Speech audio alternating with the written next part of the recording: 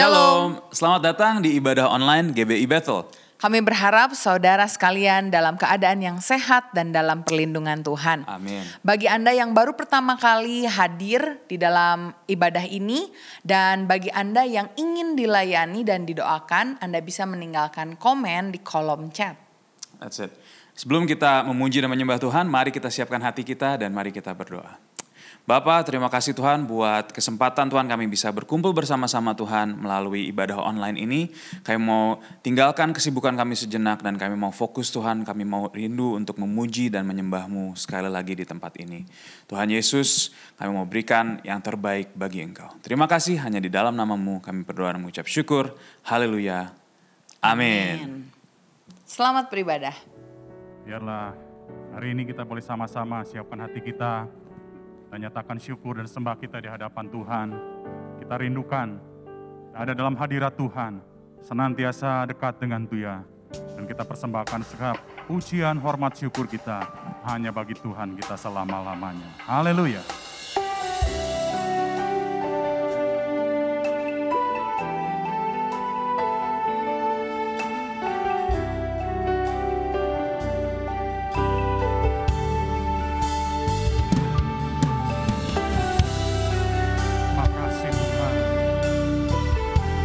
Kami Bapa,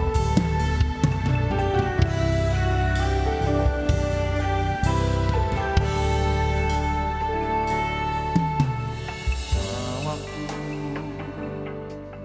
ke gunung kudus-Mu, di tempat kediaman-Mu, biar kemuliaan melingkupi hidupku dan jiwaku kan dipuaskan. Hanya dekat-Mu itu yang ku perlu, Kau sumber penghiburanku,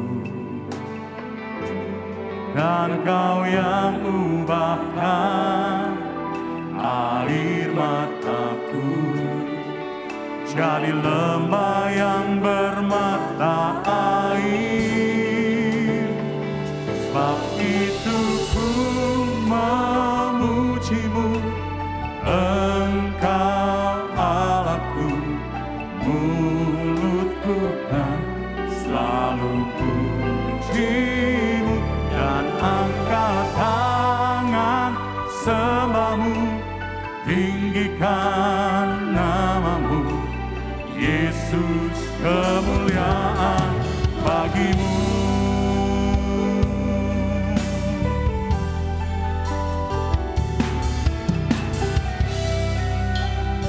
Mari nyatakan lagi sama-sama dengan segenap hati kita. Bawaku ke gunung kudus-Mu, kediaman-Mu, biar kemuliaan melingkupi hidupku dan jiwaku kan dipuaskan. Hanya dekat-Mu itu yang ku perlu, Kau sumber penghiburanku, dan Kau yang ubahkan air mataku jadi lembah yang bermata air. Sebab itu ku memuji-Mu, Engkau Allahku, mulutku kan selalu puji-Mu, dan angkat tangan sembah-Mu, tinggikan nama-Mu, Yesus, kemuliaan bagi-Mu. Sebab itu ku memuji-Mu, sebab itu ku memuji-Mu, Engkau Allahku,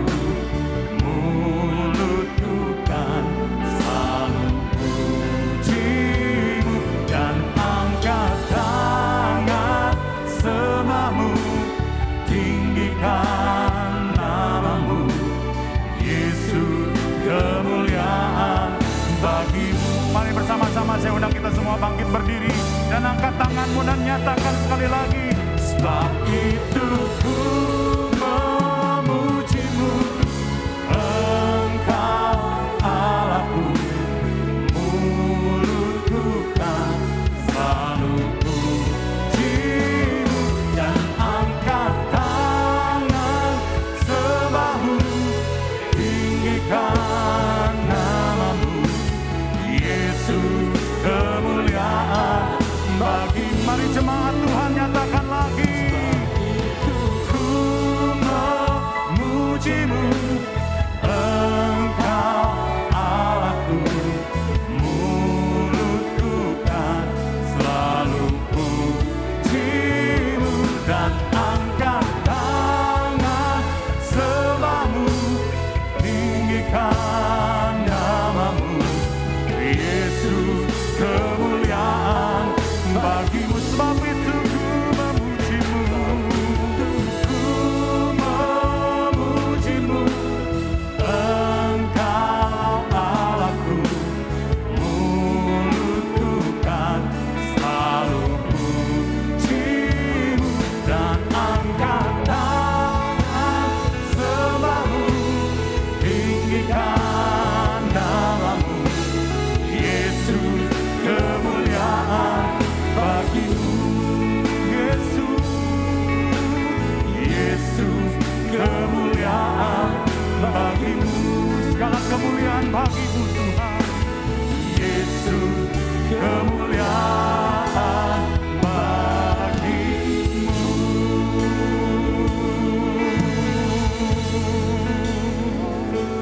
Oh, segala kemuliaan bagimu.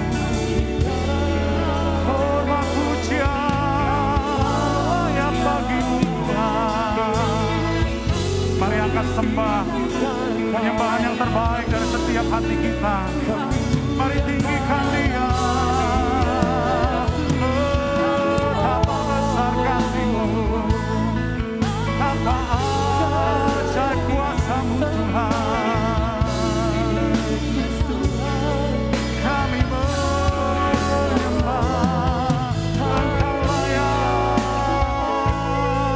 Engkau layak selamanya. Kami tinggikan segala hormat pujian bagimu, kemuliaan bagimu. Haleluya.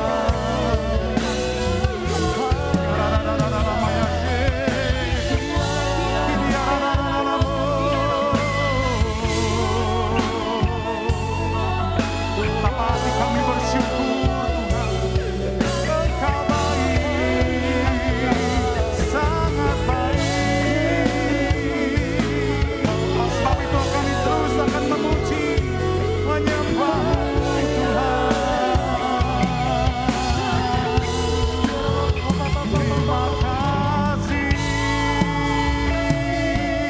Yesus, pujilah namamu, terpujilah Engkau selamanya. Terima kasih Tuhan. Inilah persembahan pujian hormat yang kami persembahkan hanya bagi Engkau Yesus Tuhan. Sebab hanya Engkau yang layak terima segala kemuliaan. Hanya Engkau yang layak Tuhan disembah, ditinggikan Tuhan. Terima kasih buat hadirat-Mu siang hari ini Tuhan. Kami percaya Roh Kudus ada di tempat ini menjamah setiap kami, mengurapi setiap kami. Bahkan memberikan kesegaran bagi jiwa kami Tuhan, roh kami Tuhan. Untuk bersama-sama kami bersorak-sorai, bersuka cita meninggikan Engkau Allah kami Tuhan. Kami percaya Tuhan, pengurapan-Mu mengalir, memenuhi setiap kami. Menjamah hati kami, hidup kami Tuhan diubahkan di dalam hadirat-Mu yang kudus. Terima kasih Tuhan, kami percaya Tuhan, biar Kau lawat setiap kami mau bersuka cita bersorak-sorai, lebih lagi bagi Engkau Tuhan. Hanya di dalam nama Tuhan Yesus Kristus. Mari yang percaya sama-sama katakan, amin. Haleluya. Berapa banyak sungguh Bapak Ibu merasakan kebaikan Tuhan. Boleh lembutkan tangan Anda sekali lagi, berikan sorak-sorai bagi Tuhan kita. Hey!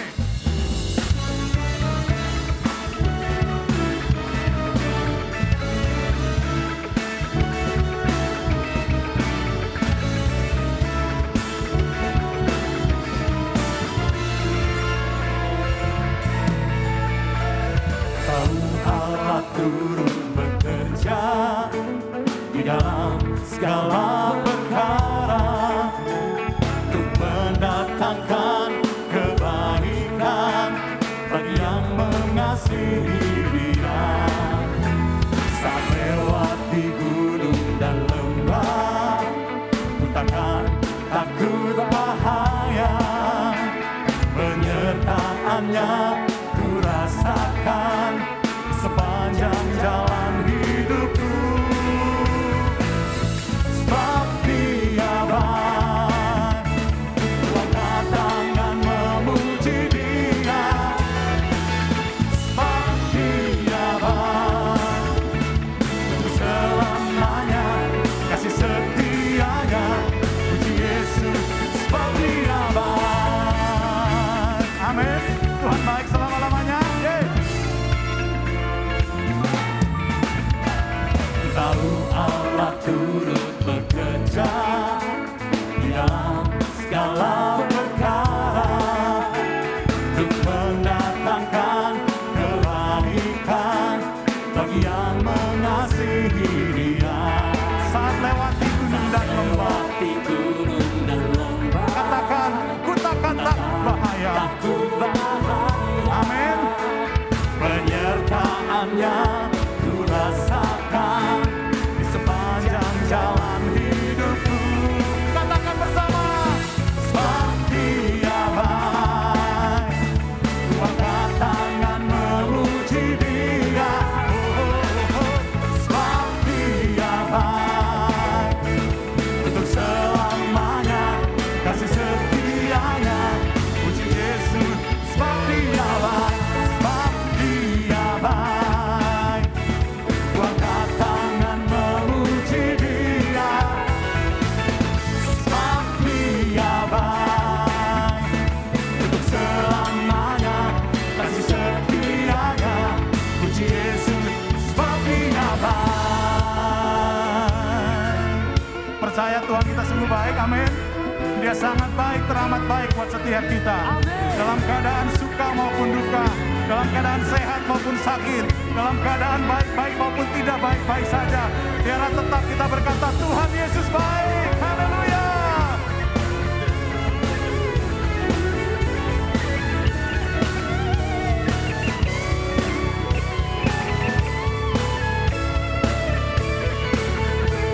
Angkat tangan sama-sama sekali lagi.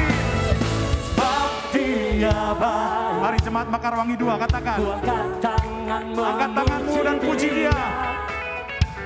Sebab Dia baik, untuk selamanya kasih setianya.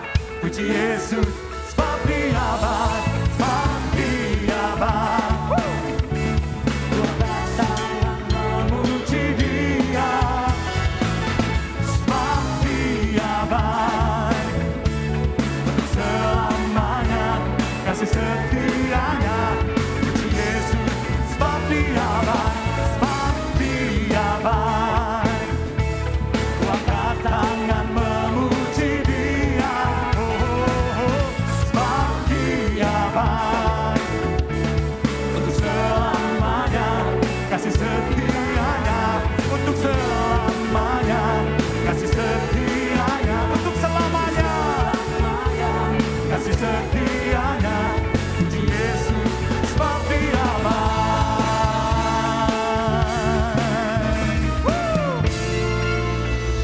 Sorak-sorai kemuliaan bagi Tuhan kita yang terbaik. Haleluya. Sebelum kita duduk, kasih tahu kiri kanan depan belakang kita, Tuhan kita sungguh baik. Tuhan Yesus sangat baik selama-lamanya. Haleluya. Silakan duduk kembali Bapak Ibu Saudaraku sekalian.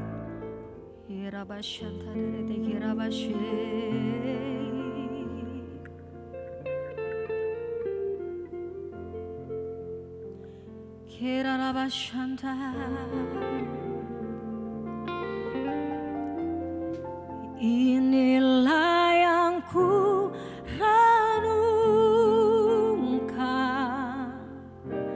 setiap waktu,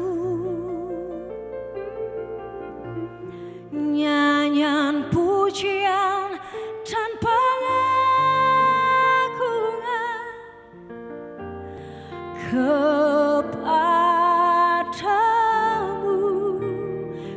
manis kau dengar Tuhan.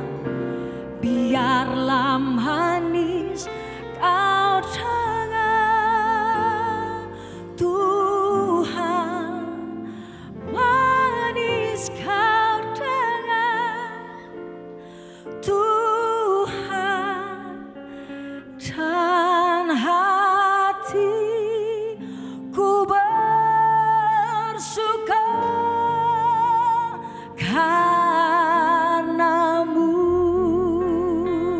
Nyanyikan sama saya. Inilah yang ku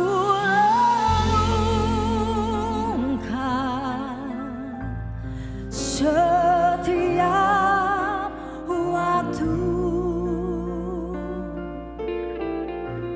Nyanyian pujian dan pengagungan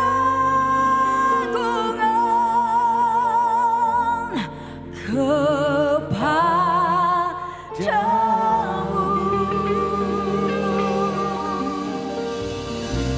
Biarlah manis kau dengar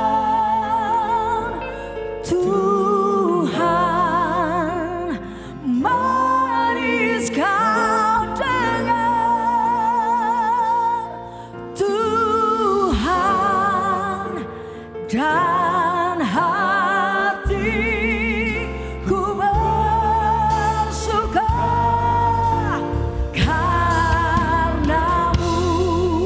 Katakan pada Tuhan.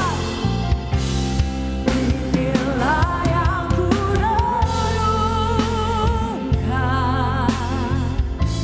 setiap waktu. Nyanyian pujian dan pengagungan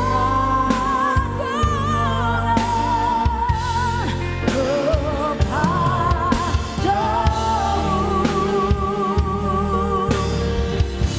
Biarlah manis kau dengar Tuhan. Manis kau dengar Tuhan. Saya undang jemaat Allah untuk bangkit berdiri. Mari angkat kedua tanganmu. Nyatakan sekali lagi kepada Bapamu. Inilah yang ku renungkan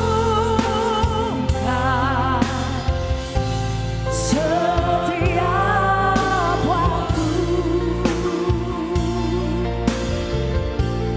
Nyanyian pujian dan pengagungan kepadamu.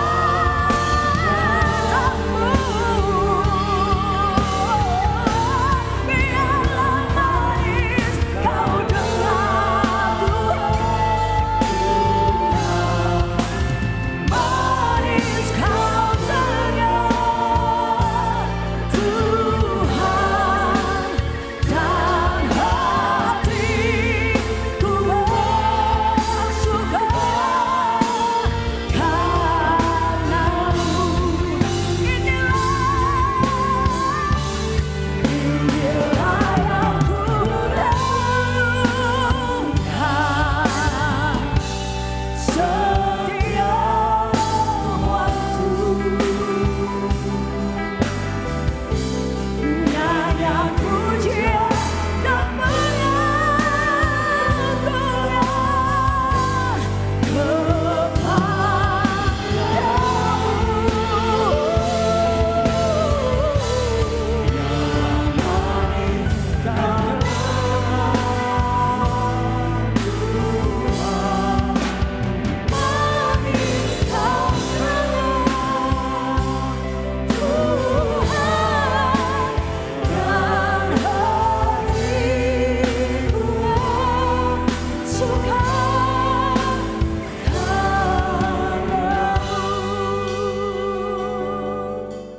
Sebentar lagi kita akan mendengarkan firman Tuhan yang dibawakan oleh hambanya.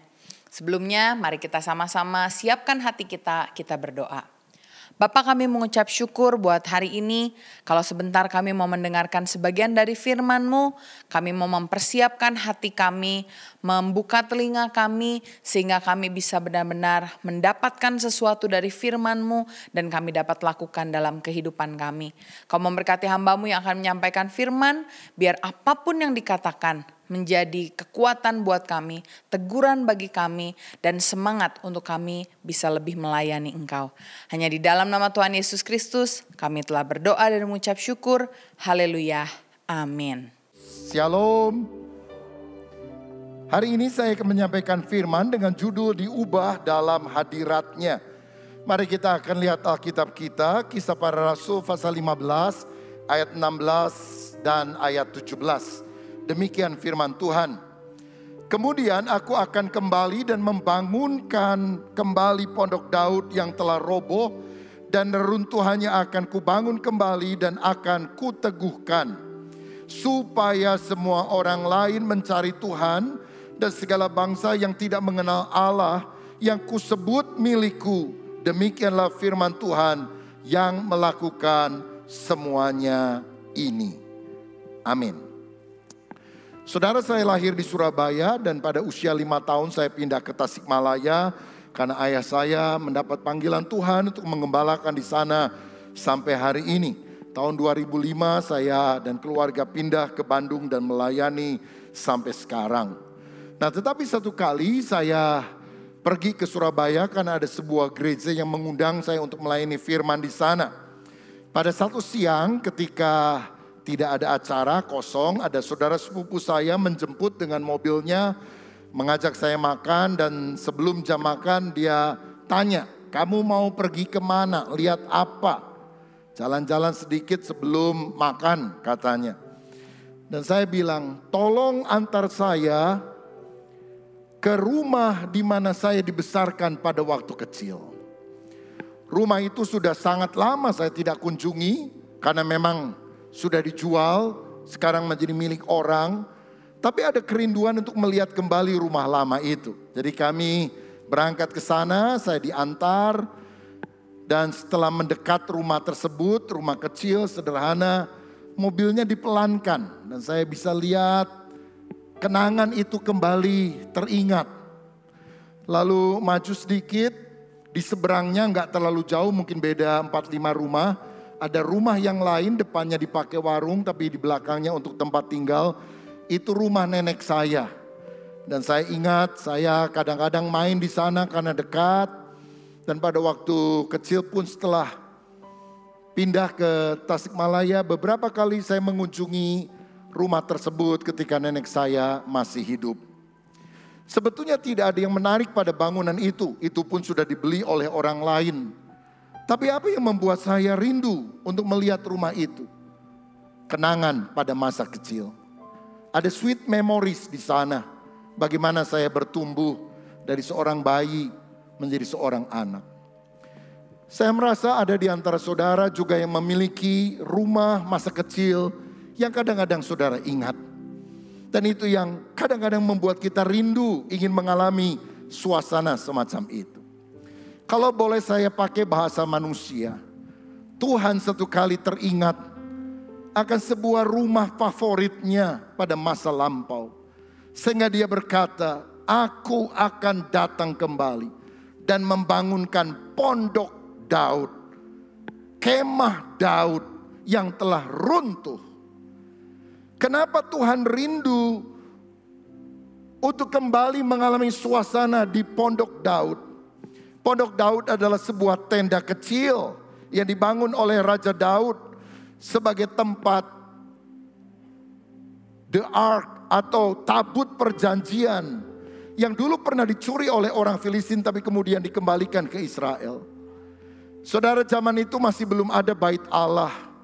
Tabernakel Musa sudah lama tidak ada. Jadi hanya tenda sederhana yang kemudian didirikan atas perintah Daud dan ada tabut perjanjian yang melambangkan hadirat Allah di sana. Tetapi Tuhan sangat rindu dengan suasana itu. Dia tidak merindukan tabernakel Musa yang lebih original. Dia tidak merindukan bait Salomo yang mewah yang hampir semuanya terbuat dari emas. Karena yang paling Tuhan cari bukan gedungnya, bukan bangunan atau tempatnya, tapi apa yang terjadi di sana. Pada zaman Daud, umat Tuhan berkumpul bersama-sama untuk menyembah Dia, mencari wajahnya, dan mereka berkasih-kasihan satu dengan yang lain antara Tuhan dan anak-anaknya.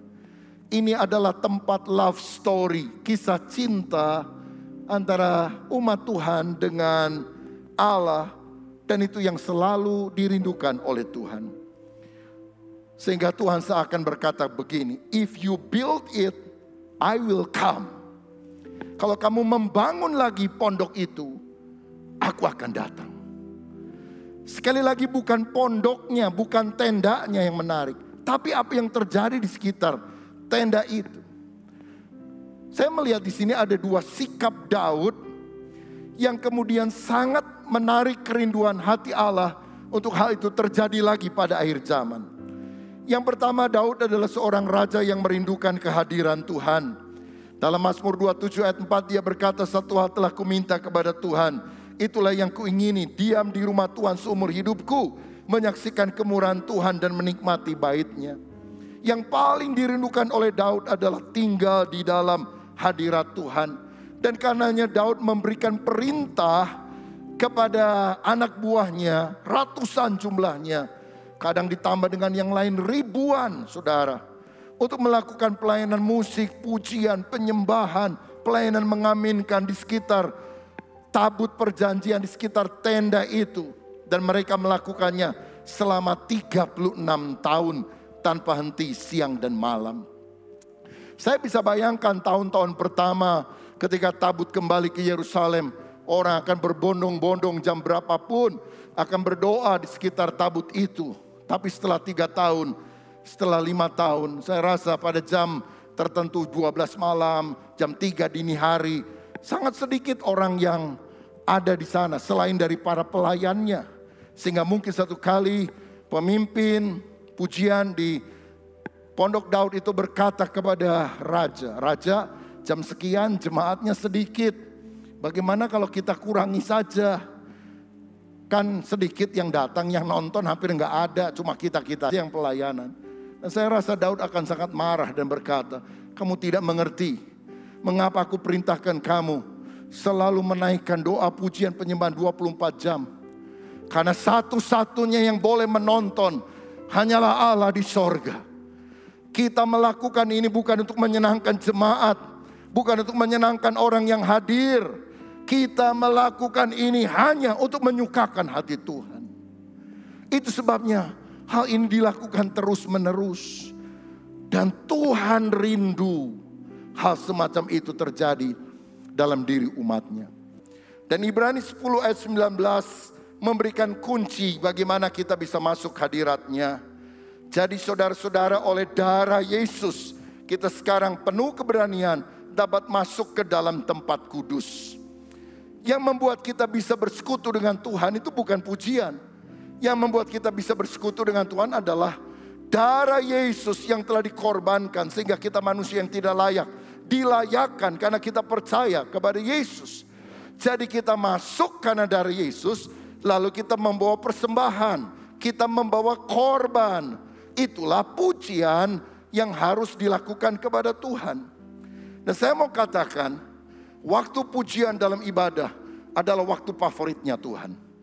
Jangan pernah pikir bahwa Tuhan itu sangat senang mendengar khotbah pendeta. Apa Tuhan sangat tertarik mendengarkan khotbah saya? Bukankah Dia pemilik firman itu? Bahkan Dia adalah sang firman. Waktu yang paling favorit dalam ibadah yang saudara harus tahu, di mana Tuhan sangat menikmati, adalah waktu pujian penyembahan. Karena itu saya bilang, jangan suka telat datang ke gereja. Kalau saudara datang menjelang firman, engkau sudah melewatkan bagian favoritnya Tuhan. Saudara datang ke gereja untuk apa? Menyenangkan Tuhan. Menyenangkan Tuhan lewat apa? Pujian penyembahan. Mengapa engkau tidak bisa datang lebih awal? Bukankah itu bagian favoritnya Tuhan? Bless the Lord, oh my soul. Pujilah Tuhan, hai jiwaku. Kata bless itu kalau secara letterlock bisa berarti memberkati. God bless you, Tuhan memberkatimu. Tahukah saudara pada waktu kita memuji menyembah Tuhan, itu bagian untuk kita memberkati Tuhan dengan pujian penyembahan. Karena Tuhan tidak pernah berkata, pujilah diriku sendiri. Kalau kita memuji Tuhan, kita melakukan apa yang Tuhan tidak bisa lakukan. Karena kita memberikan kemuliaan kepada Dia. Itu bagian favoritnya, itu sebabnya mengapa Dia berkata, if you build it, I will come. Kalau kamu membangunnya, aku akan datang. Bukan membangun kemah, bukan membangun gedung, tapi membangun kerinduan rohani akan hadirat Tuhan. Dan Tuhan bilang, kalau aku temukan orang semacam itu, aku akan datang kepadanya. Sekarang ini ada banyak orang berusaha mencari the lost ark, di mana tabut perjanjian yang hilang. Itu nggak terlalu penting untuk Tuhan, karena Tuhan Maha tahu. Kalau Dia mau, Dia kasih tahu itu sama salah satu hambanya para nabi. Atau mungkin tabut itu sudah tidak ada memang. Tetapi yang Tuhan pentingkan bukan the lost ark, yang Dia cari the lost worshiper, penyembah yang hilang. Karena itu kepada wanita Samaria Dia bilang, kamu tahu nggak Bapa saya itu yang di sorga cari apa yang paling penting? Penyembah. Kenapa penyembah yang dicari? Karena langka, saudara. Dan Daud adalah orang yang mengerti hati Allah.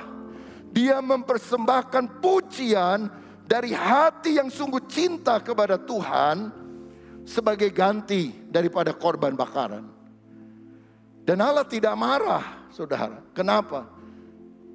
Karena Allah mengerti hatinya Daud. Mazmur 51 ayat 17 sampai 19. Bukankah di tabernakel Musa yang harus dipersembahkan adalah korban bakaran? Daud juga melakukan hal itu. Tetapi yang paling sering korban pujian. Kenapa hal itu diganti? Lihat Mazmur 51 ayat 17 sampai 19. Ya Tuhan, bukalah bibirku supaya mulutku memberitakan puji-pujian kepadamu. Sebab engkau tidak berkenan kepada korban sembelihan.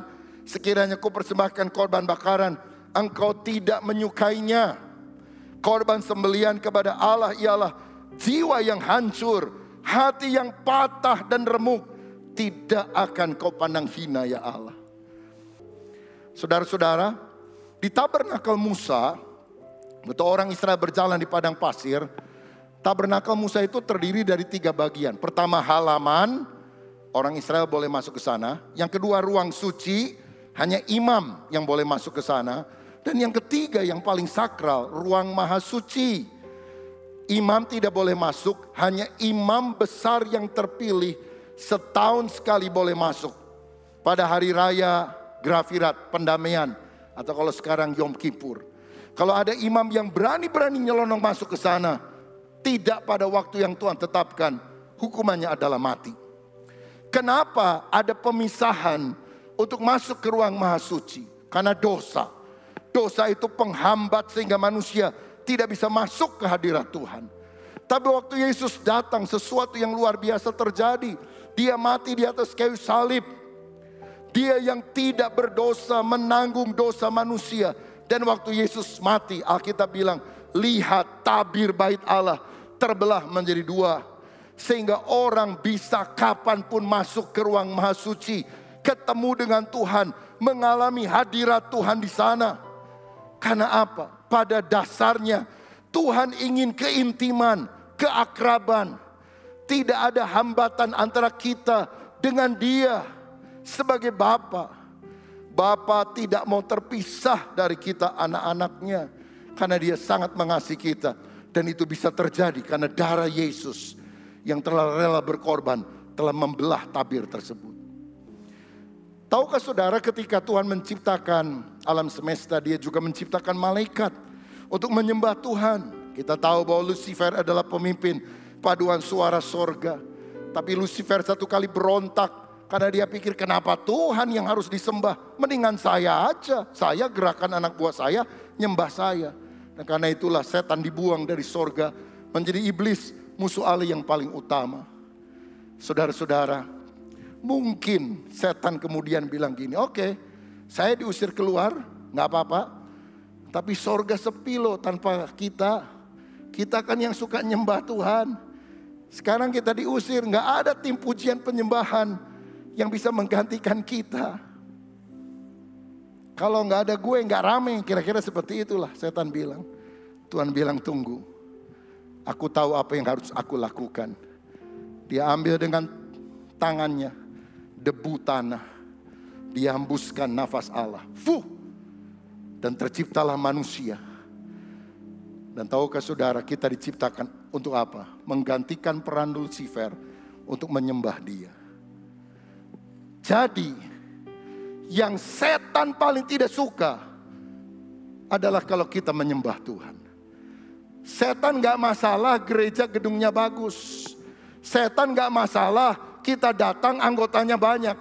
Yang setan ingin halangi orang yang ke gereja, jangan sampai nyanyi nyembah Tuhan deh. Kalau cuma datang ke gereja, lihat kiri, lihat kanan, orang lagi penyembahan, kita diam saja, gak berbahaya buat setan. Kenapa setan sangat tidak ingin umat Tuhan menyembah dia? Karena itu yang diinginkan oleh Lucifer, penyembahan kita. Sehingga ketika kita menyembah Tuhan, itu membuat panas hati Lucifer. Karena itu adalah impiannya yang tidak pernah terwujud. Itu adalah tugasnya yang telah direbut oleh manusia. Sehingga kita harus tahu di tengah pujian, itu waktu favorit Tuhan. Dan pada waktu favorit Tuhan itu jangan saudara tidak hadir. Dan kalau engkau sudah hadir, jangan nyanyi gak sepenuh hati.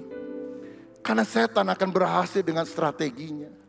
Saudara gagalkan strategi setan. Karena kita tahu apa artinya pujian penyembahan. Kita ingin memberikan selalu yang terbaik kepada Tuhan, yang layak untuk menerima segala hormat, pujian, kuasa, kemuliaan sampai selama-lamanya. Malaikat diciptakan sebagai makhluk roh.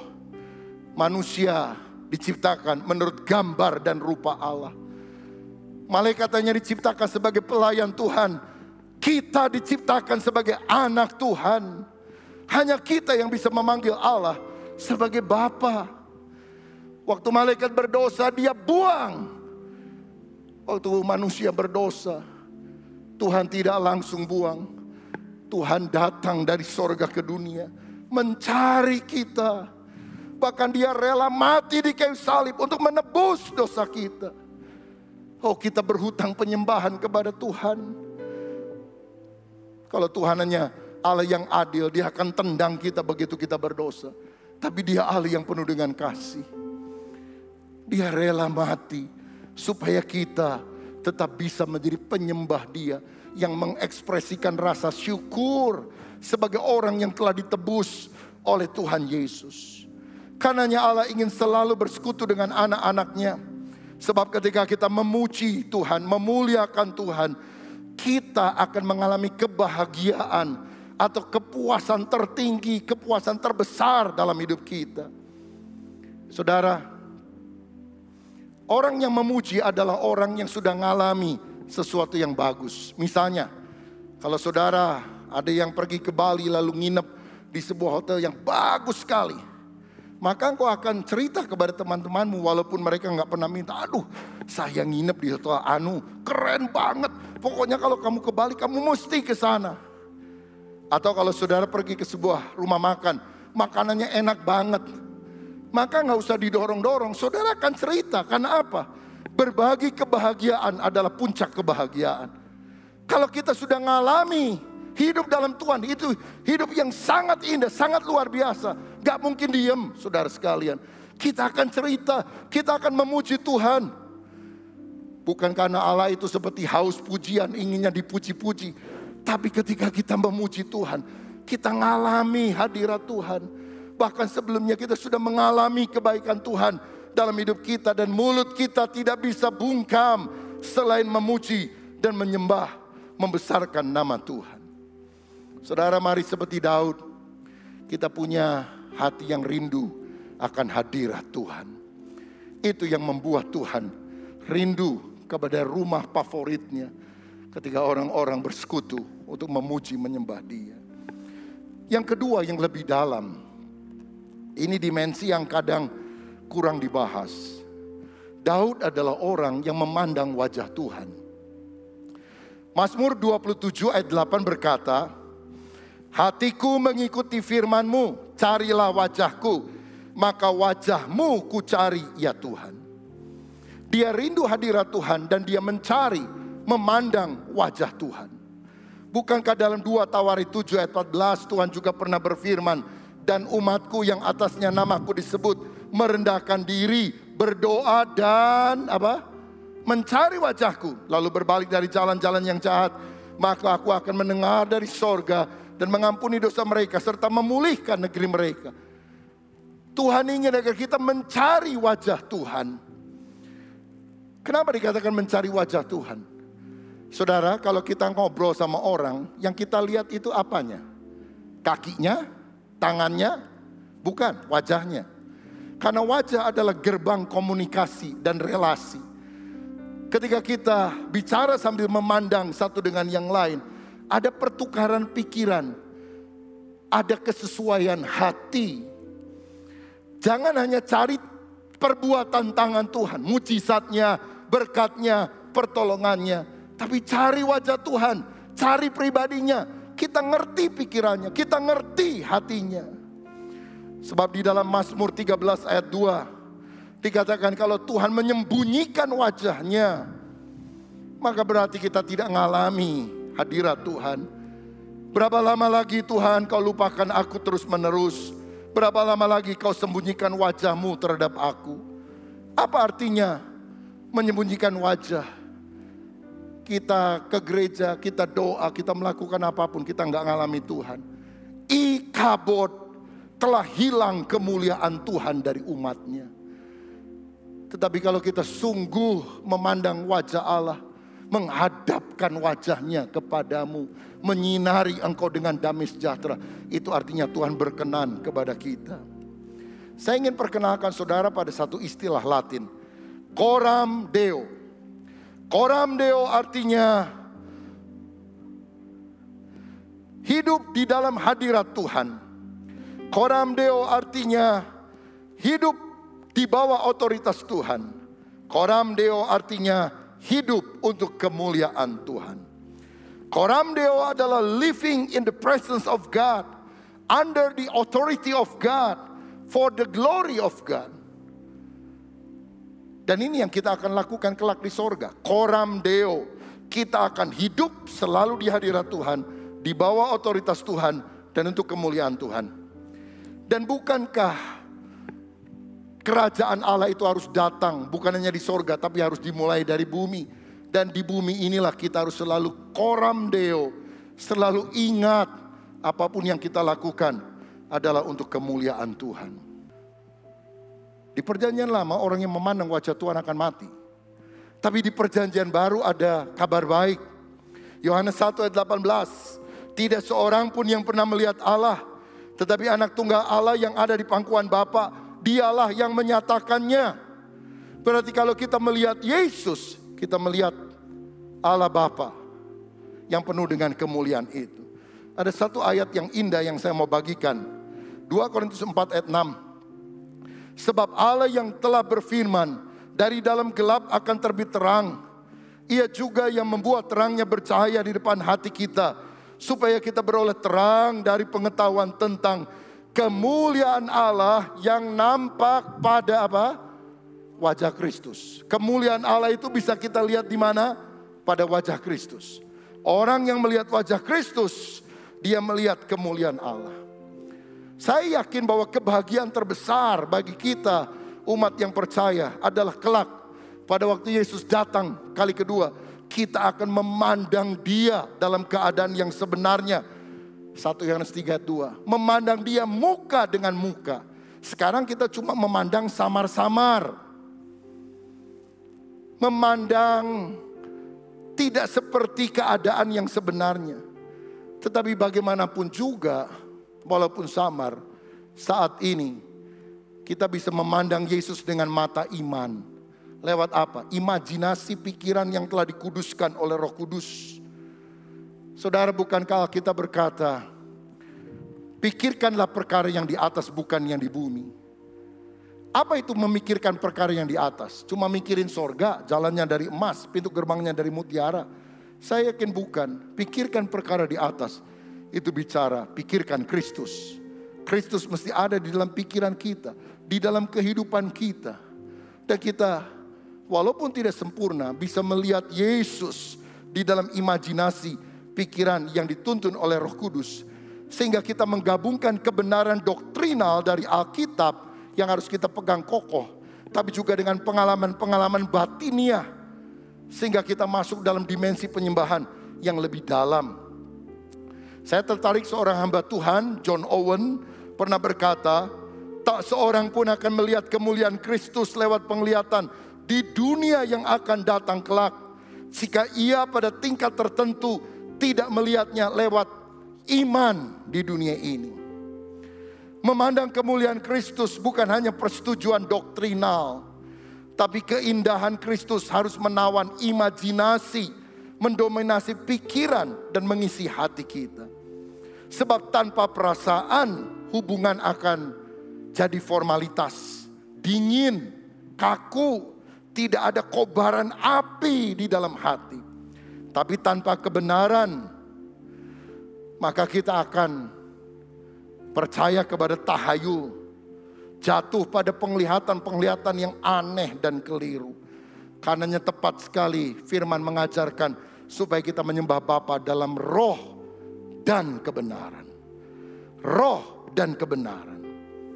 Saudara-saudara, jadi waktu kita berdoa, kalau kita ingin masuk dalam dimensi yang lebih dalam, pikirkan Kristus di dalam imajinasi saudara yang telah dikuduskan oleh Tuhan sendiri.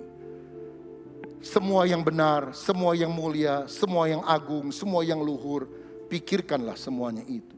Pikirkan perkara di atas, di mana Kristus duduk di sebelah kanan Allah. Itulah memandang wajah Tuhan. 2 Korintus 3 ayat 17 dan 18. Sebab Tuhan adalah roh, dan di mana ada roh Allah di situ ada kemerdekaan. Dan kita semua mencerminkan kemuliaan Tuhan dengan muka yang tidak berselubung. Dan karena kemuliaan itu datangnya dari Tuhan yang adalah roh, maka kita diubah menjadi serupa dengan gambarnya dalam kemuliaan yang semakin besar. Kalau kita selalu hidup di dalam roh dan kebenaran, kita akan diubah dalam kemuliaan yang semakin besar. Menjadi serupa dengan Kristus. Karena itu selalu alami Roh Kudus. Lewat apa? Dua hal ini. Worship, penyembahan, dan yang kedua adalah firman. Nyembah Tuhan, baca firman. Nyembah Tuhan, baca firman. Saya katakan tingkat pengenalanmu akan Tuhan melalui firman akan menentukan tingkat penyembahanmu kepada Tuhan. Engkau tidak akan bisa sungguh-sungguh menyembah Tuhan lebih dalam kalau engkau tidak mengenal firman. Karena itu baca firman setiap hari. Tapi ingat, Roh Kudus dan firman itu kita akan alami ketika kita hidup di dalam kebenaran yang Tuhan ajarkan. Kalau kita suka menyembah Tuhan, suka membaca Alkitab, kita akan makin mengasihi Tuhan. Dan orang yang makin mengasihi Tuhan akan makin serupa seperti Yesus. Karena kita akan menjadi seperti apa yang kita sembah. Seperti seorang bapak gereja yang bernama Agustinus yang pernah berkata, I am what I love. Aku adalah apa yang aku kasihi. Semakin saudara mengasihi sesuatu atau seseorang, semakin saudara akan mirip dengan sesuatu atau seseorang yang saudara kasih itu. Nearness is likeness. Semakin dekat, semakin kita serupa. Jadi kalau kita mengasihi Tuhan, kita akan makin mirip dengan Tuhan. I am what I love. Agustinus juga mendefinisikan doa dengan dosa dengan cara yang luar biasa. Dia bilang dosa itu adalah kasih yang salah arah. Kasih yang tidak patut. Misalnya kita seharusnya mengasihi suami atau istri kita sendiri. Tapi kalau kita mengasihi suami atau istri orang lain, itu kasih yang salah arah. Dosa. Kita seharusnya mengasihi Tuhan. Tapi kalau kita mengasihi berhala, misalnya uang, materi, itu kasih yang salah arah. Bukankah sekarang orang banyak yang jauh lebih cinta uang daripada cinta Tuhan? Itu adalah dosa. Hamartia, di dalam bahasa aslinya, meleset. Meleset dari sasaran karena kita diciptakan untuk mengasihi Tuhan dengan segenap hati, segenap jiwa, segenap pikiran, segenap kekuatan kita. Tapi iblis telah menyelewengkan itu, membuat kita meleset. Sehingga kita harus kembali pada mengasihi Tuhan. Kalau engkau tidak mengasihi Tuhan, engkau pasti mengasihi berhala yang bukan Tuhan. Dan itu adalah dosa. Saudara, mari kita belajar mengasihi Tuhan dengan segenap keberadaan kita. Bagian terakhir, hasilnya apa kalau kita punya dua sikap seperti Daud itu? Merindukan kehadiran Tuhan, memandang wajah Tuhan. Kita akan diubah dalam hadiratnya, itu hasilnya. Saudara, yang benar yang mana menurut saudara? Kita harus suci dulu baru bisa dekat sama Tuhan, atau kita harus dekat dulu sama Tuhan baru kita bisa disucikan? Yang pertama atau kedua yang benar? Apakah Sakius suci dulu baru bisa dekat sama Yesus? Apakah wanita yang kedapatan berbuat zina suci dulu baru dekat sama Yesus? Apakah wanita Samaria yang sudah 5 kali kawin dan sekarang kumpul kebo dengan suami orang suci dulu baru kemudian dia dekat dengan Yesus? Ataukah ketika kita dekat dengan Yesus, ada dalam hadiratnya, kita dirubah? Yang benar kan ya itu, saudara sekalian. Siapa contoh Alkitab? Daud, saudara. Daud itu kan anak yang tertolak. Karena pada waktu Samuel datang mau mengurapi salah satu anak daripada Isai, semua diundang kecuali Daud. Karena dipikir gak mungkin lah dia yang diurapi jadi raja. Bahkan di dalam Mazmur 27 ayat 10, dia berkata, sekalipun ayahku dan ibuku meninggalkan aku, namun Tuhan menyambut aku. Dalam Kisah Rasul 13 ayat 22, Tuhan berkata begini tentang Daud. Aku telah mendapatkan Daud bin Isai, seorang yang berkenan di hatiku, yang melakukan segala kehendakku. Di Alkitab itu cuma ada 3 orang yang dapat predikat berkenan kepada Tuhan. Yang pertama Yesus. Inilah anakku yang kukasihi, kepadanya lah aku berkenan. Yang kedua Henoh. Dan Henoh hidup bergaul dengan Allah dan dia tidak ada lagi sebab dia diangkat oleh Allah. Karena selama hidupnya dia mendapatkan kesaksian bahwa hidupnya berkenan kepada Tuhan. Wow, Yesus jauh banget itu standarnya daripada kita yang berdosa. Henoh, waduh saleh banget. Susahlah ngejar orang-orang seperti itu dalam kesalehan. Tapi kalau Daud pernah berzina, Daud pernah bunuh orang, Daud pernah sombong, Daud pernah melakukan dosa yang lain. Kenapa Tuhan bilang aku berkenan kepada orang ini? Sebab kalau Tuhan mau hitung-hitungan dosa, Daud udah lama mati, saudara. Tapi di tengah kelemahannya, Daud berkata, izinkan aku selalu berada di hadiratmu. Dan dia mulai dirubah dalam proses. Dia mulai dirubah. Itu sebabnya ketika dia main kecapi, setan pergi. Karena apa? Sudah match sama gelombang surgawi. Sehingga setan aja gak bisa deket-deket. Saudara-saudara. Dan ayat terakhir, ini dahsyat. Orang yang hidupnya berubah akan dimampukan Tuhan mengubah orang-orang di sekitarnya. 1 Samuel 22 ayat 1 dan 2 sebagai ayat penutup. Lalu Daud pergi dari sana dan melarikan diri ke gua Adulam. Ketika saudara-saudaranya dan seluruh keluarganya mendengar hal itu, pergilah mereka ke sana mendapatkan dia. Berhimpunlah juga kepadanya setiap orang yang dalam kesukaran, setiap orang yang dikejar-kejar tukang piutang, setiap orang yang sakit hati, maka ia menjadi pemimpin mereka. Bersama dengan dia ada kira-kira 400 orang. Daud waktu melarikan diri ke gua Adulam didatangi bukan hanya keluarganya, tapi orang-orang yang bikin masalah dalam hidupnya di mana-mana. Siapa yang datang? Orang yang bermasalah, orang yang dikejar-kejar utang, orang yang sakit hati. Ini troublemaker ngumpul semua sama Daud, saudara. Kenapa? Mereka pikir Daud aja adalah orang yang pasti kepahitan. Sama bapak ibunya tidak dihargai. Sama Saul yang ditolongnya mati-matian. Berkali-kali ingin dibunuh. Pasti Daud kepahitan. Udah cocoklah saya gabung sama dia. Membentuk BSH, barisan sakit hati. Tapi Alkitab menunjukkan 400 itu bergaul sama Daud. Diubah oleh Tuhan melalui Daud. Jadi 400 pahlawan Daud yang perkasa, yang selalu menang di dalam peperangan. Dan Daud tidak menunjukkan sakit hati. Ketika satu kali Saul yang mengejar dia sedang tidur dan tidak sadar, Daud dekat dengan dia. Anak buahnya berbisik, bunuh dia. Tuhan telah memberikan kesempatan kepadamu. Oh, pakai nama Tuhan lagi saudara. Tapi Daud bilang apa? Jangan mengusik orang yang diurapi oleh roh Allah. Daud gak mau bunuh Saul. Karena apa? Hatinya sudah beres. Saya mau bilang, kalau engkau masih hidup dalam kepahitan, itu tanda yang paling jelas engkau bukan penyembah yang sejati. Sebab penyembah yang sejati seperti Daud, walaupun ada alasan untuk sakit hati, saudara. Tapi waktu dia di dalam hadirat Allah, memuji menyembah Allah, luntur semua, rontok semua itu kepahitan. Dihanyutkan oleh aliran kasih Allah, segala dendam dan kepahitan. Dan kasih itu mulai mengalir dalam hidupnya. Kalau engkau ketemu dengan Tuhan, selalu ada dalam hadirat Tuhan. Orang ketemu saudara, hidupnya akan berubah. Bapak, Ibu, dan Saudara, mari kita akhiri ibadah kita dengan berdoa bersama-sama. Kami menaikkan syukur Bapa Surgawi, Engkau baik, bahkan sangat baik bagi kami. Engkau mengerti apa yang kami perlukan dan butuhkan. Engkau yang akan terus menuntun kami, menolong kami, dan setia mendampingi setiap kami. Ajarkan kepada kami yang memiliki berbagai macam kelemahan ini juga untuk tetap setia kepada Tuhan, taat kepada Tuhan, mengandalkan Tuhan di dalam kehidupan kami. Dan biarlah Tuhan pada akhir ibadah kami ini, kami diberkati oleh Tuhan.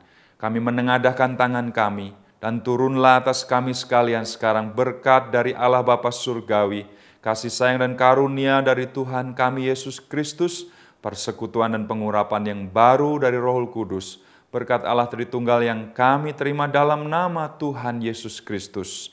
Semua kita yang percaya dan diberkati Tuhan, mari katakan, amin. Sampai berjumpa pada kesempatan yang akan datang. Tuhan memberkati Anda sekalian.